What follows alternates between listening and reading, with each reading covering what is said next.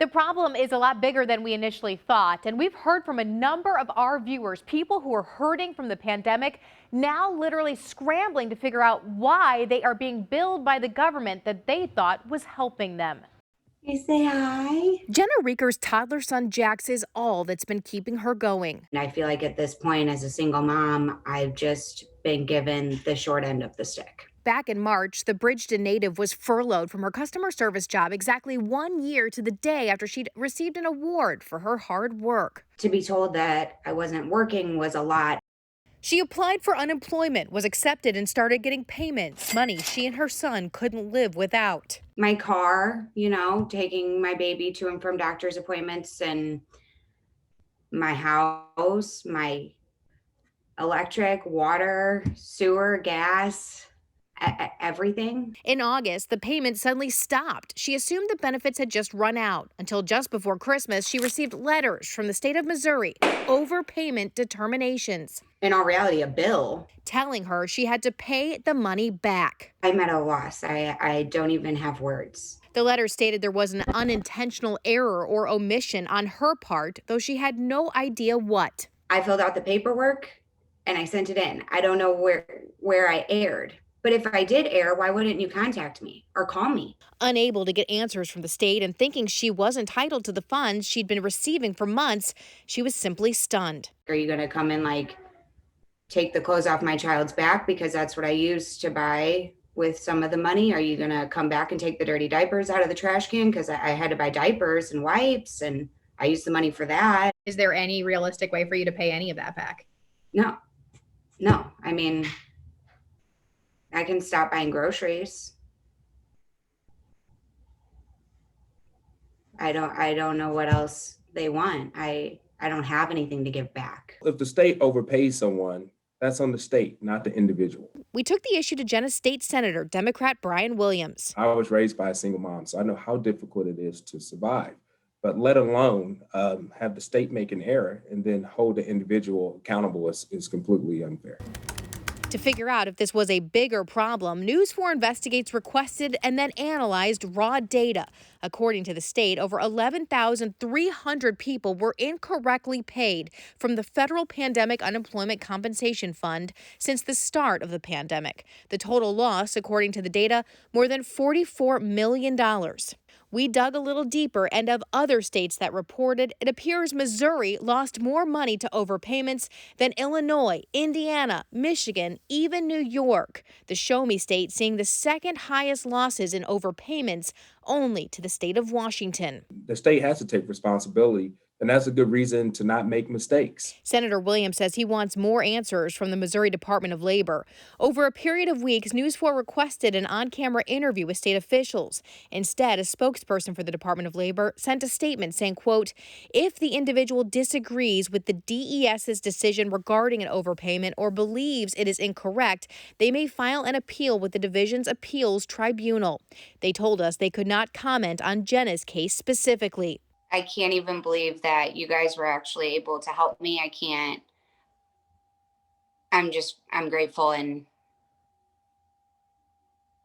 I'm really happy. After our inquiries, officials called her to tell her she wouldn't have to pay back the money after all, but she still doesn't understand exactly what happened. They obviously need to get some more employees to answer some phones and make some phone calls and explain to the people what's going on. That $44 million we cited, that's for just one recent federal program. The state says there is no report that shows all the money lost, but from our research, it's many millions more than that, just for the past year on all the programs combined. We aren't talking about people frauding or scamming the system either. These are mistakes, errors.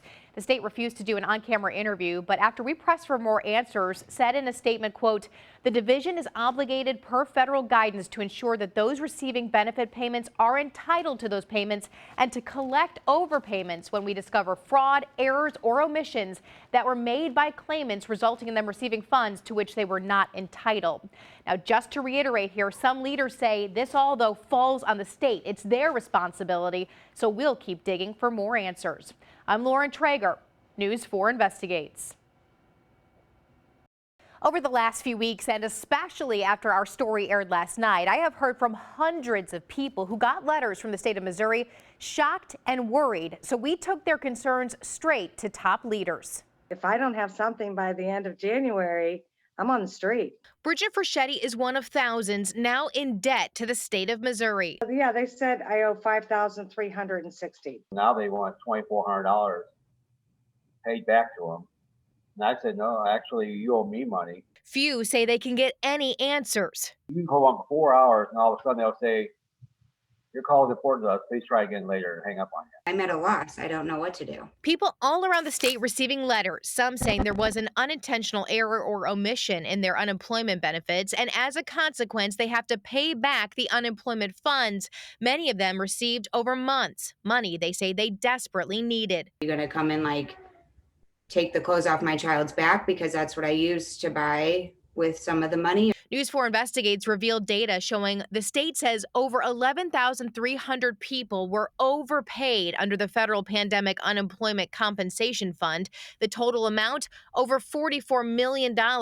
Federal taxpayer funds administered by the state. Should the state have been able to catch these errors sooner? Yes, they should have. And that really comes down to the resources we give the department. State Representative Doug Clemens says outdated systems and understaffing may be to blame, but now he says the state shouldn't be asking for the money back in most cases. Ultimately, the department does have the discretion to forgive these debts. And in these times, I really honestly feel that we need to do everything in our power to make sure that the money stays in these folks' pockets if it's no error of their own. He says in a time of crisis, the state shouldn't be threatening to penalize people for simple mistakes. And those penalties are very, very real, which is again why I suggest folks reach out to their elected official, because with no intervention, their paychecks will start to be garnished, their tax returns will start to be held. And we can intervene and make sure that those things don't happen. He's drafting a letter to the governor, but in the meantime, if this is happening to you, he says, please reach out to your elected official. That's what we're here for. We work for the people. It is absolutely unacceptable. And I'm appalled at their behavior. People like Bridget say they still can't even believe it. It's disheartening. You know, I've kind of lost my faith in the system. Missouri isn't the only state dealing with this. Many others are reporting they too incorrectly paid people. The state of Illinois reports it overpaid about $36 million from the federal pandemic unemployment compensation fund. I have heard from so many people, and you can just hear and feel their frustration and stress. We have put some additional resources for people who are in this situation on this story at KMOV.com, and you can bet we will keep following the situation. I'm Lauren Traeger, News 4 Investigates. Every day, I'm getting more and more emails and phone calls from people shocked to find out they owe the state of Missouri thousands of dollars. The messages are heartbreaking, but while so far there's been very little response from the governor and state officials, that's about to change. To try to figure out how to pay $10,000 back right now is just like impossible. Daphne Lindsay Thomas, just one of thousands, told she owes the state of Missouri big time. Last month, News 4 Investigates revealed at least 11,300 people had been mistakenly overpaid on federal unemployment funds to the tune of more than $44 million. But state officials have refused to do interviews or provide more information about just how widespread the problem is. And people we talked to say they thought the money was to help them make ends meet in the pandemic. I feel I didn't do anything wrong, but what I was supposed to do. Though fired from her job over COVID concerns, Daphne was accepted for unemployment and paid for 5 months before the state did an about-face. I just don't believe that, why would they give it to you and then take it away? School bus driver Jerry Littleton says when school shut down, he and his coworkers were encouraged to file for unemployment. You guys are in the exact same boat, same employment situation. Yes. One of you Yes. has been told to pay back the money. One of you hasn't.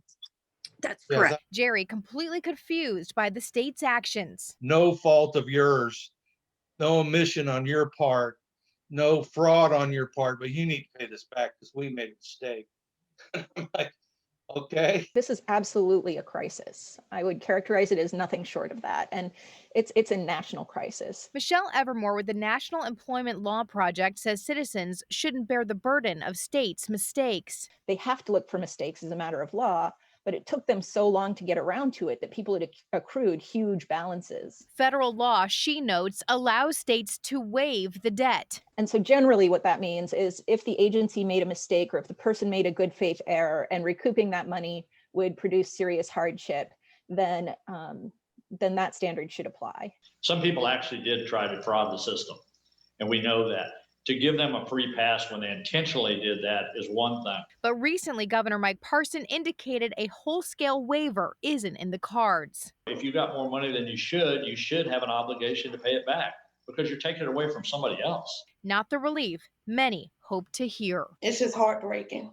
Daphne says she got a letter in the mail saying she had an appeal, but the date had already passed by the time she got the letter. The state so far has not answered our repeated questions about how many of the overpayments were fraud, how many were just mistakes, and how many are the fault of the state.